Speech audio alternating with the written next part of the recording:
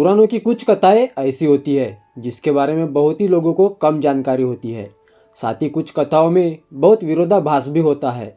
आज जो कथा हम आपको बताने जा रहे हैं वो भी कुछ ऐसी ही है। ये कथा उस घटना की है जब दो महाशक्तियाँ मतलब स्वयं श्री गणेश जी और महावीर हनुमान आपस में टकराए। इससे पहले कि मैं कथा आरंभ करूं, ये बताना आवश्यक है कि इस कथा के कुछ संस्करणों में विरोधाभास देखने को मिलता है। इसका कारण इस कथा के पात्र गजासुर का कारण है। पुराणों में कई गजासुर का वर्णन किया गया है। उनमें से पहला तो वो है जिसके चर्म को महादेव ने धारण किया है, और एक वो जिसके विषय में हम इस कथा में बात करने वाले हैं। एक गजासुर वो भी है जिसका मस्तक श्री गणेश जी ने धड़ पर लगाया है, और एक गजासुर वो भी है जिसे श्री गणेश जी ने मूषक के रूप में अपना वाहन बनाया है। पौराणिक कथाओं के अनुसार गजासुर नामक एक असुर था जो महिषासुर का पुत्र था। जब माता दुर्गा ने महिषासुर का वध किया तब वो अपनी माता के गर्भ में था। जब उनका जन्म हुआ तो उसने अपनी माता से अपने पिता की मृत्यु का कारण पूछा। तब उसकी माता ने बताया कि किस प्रकार माता पार्वती ने देवी दुर्गा के रूप में प्रकट लेकर उसके पिता का वध किया। ये सुनकर गजासुर अत्यंत क्रोधित हुआ और उसने ये प्रतिज्ञा की कि जिस प्रकार से माता ने उसे अनाथ किया वो भी उनके पुत्र गणेश का वध कर उन्हें दुख देगा। किंतु गणेश जी का वध किस प्रकार किया जा सकता था, ये सोचकर उसने परमपिता ब्रह्मा की कई युगों तक तपस्या की। ब्रह्मदेव के प्रसन्न होने पर उसने उनसे अमरता का वरदान मांगा, जिसे देने से ब्रह्मा जी ने मना कर दिया था। तब उसने सोचा कि सृष्टि में केवल काम ही है जो सर्वत्र व्याप्त है। यही सोचकर उसने ब्रह्मदेव से यह वरदान मांगा कि उसका वध केवल उसी के हाथों से हो जिसने काम को जीत लिया हो। ब्रह्मा जी ने उसे यह वरदान दे दिया और अंतर्धान हो गए। वरदान प्राप्त कर वो निरंकुश हो गया और सृष्टि में उत्पात मचाने लगा। इतने बल के बाद भी श्री गणेश को परास्त करना उसके लिए असंभव था।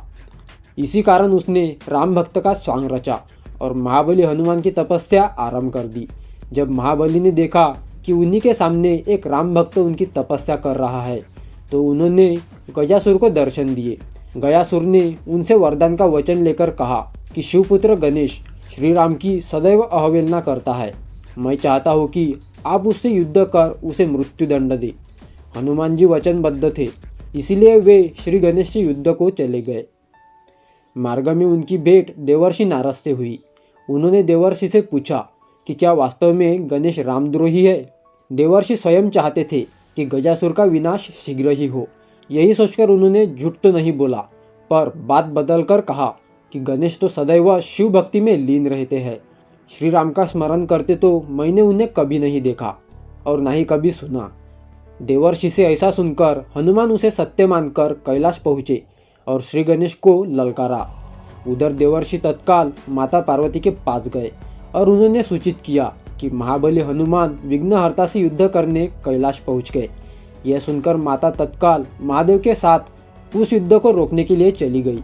उसी समय गजासुर ने उनका मार्ग रोका और हंसते हुए कहा कि हे देवी, जिस प्रकार तुम्हारे कारण मैं अपने पिता के लिए तड़प रहा हूँ, तुम भी आज अपने पुत्र के लिए तड़पोंगी। ये देखकर उसका अंत समय जानकर महादेव उसके वध को प्रस्तुत हुए। उधर हनुमान जी ने अपना पंचमुखी स्वरूप के साथ श्री गणेश को युद्ध के लिए ललकारा। दोनों रुद्र के ही अंश थे और दोनों की शक्ति की कोई सीमा नहीं थी।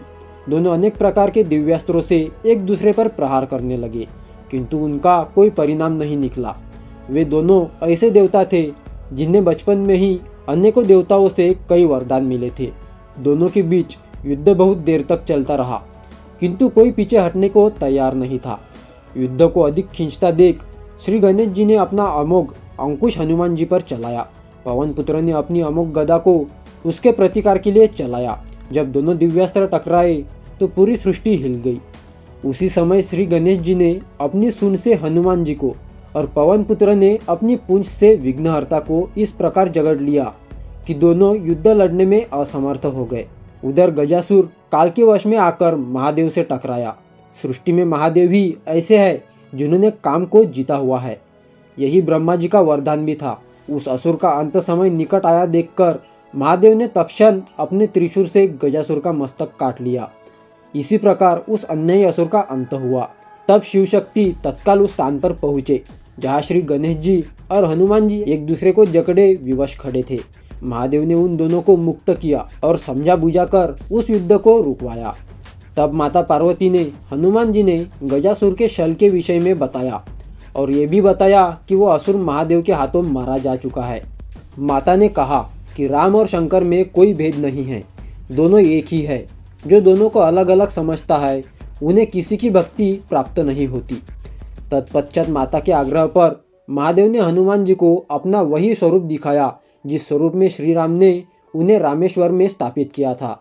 उस स्वरूप में हनुमान ने उस ज्योतिर्लिंग में महादेव और श्री राम दोनों के दर्शन हुए। तब श्री गणेश और बजरंगबली ने हरिहर स्वरूप उस ज्योतिर्लिंग को प्रणाम किया। गजासुर की कथा हमें शिव पुराण और लिंग पुराण में मिलती है। हालांकि कई लोग हनुमान जी और श्री गणेश के इस युद्ध को शपथ मानते हैं। इसका सबसे बड़ा कारण गजासुर और हनुमान जी के बीच का कालखंड था। दोनों के कालखंड में बहुत बड़ा अंतर है। जहाँ गजासुर सतयुग में जन्मा, वही हनुमान जी त्रेता युग में अवतारित हुए। इसी कारण गजासुर द्वारा हनुमान जी की तपस्या करने को अधिकतर लोग शपथ नहीं मानते। इसके अतिरिक्त इन दोनों के युद्ध का स्पष्ट वर्णन हमें शिव पुराण में ही मिलता है। इस सब के बाद भी यह कथा लोक कथा के रूप में जनमानस में बड़ी प्रसिद्ध है। वास्तव में इस कथा के द्वारा श्री गणेश जी और हनुमान जी परस्पर एक दूसरे के सम्मान और महत्ता में वृद्धि की है। शिव पुराण में वर्णित गजासुर की कथा के बारे में हम किसी और लेख में जानेंगे। और इस कथा को पूरा देखने के लिए आपका दिल से शुक्रिया। दोस्तों, ये कथा आपको कैसी लगी हमें कमेंट बॉक्स में ज़रूर बताएं। अगर आपको ये कथा पसंद आई हो, इस कथा को लाइक ज़रूर करें और ऐसे ही वीडियोस देखने के लिए इस चैनल को सब्सक्राइब जरूर करें। मिलते हैं अगली वीडियो में, तब तक के लिए अपना ध्यान रखें।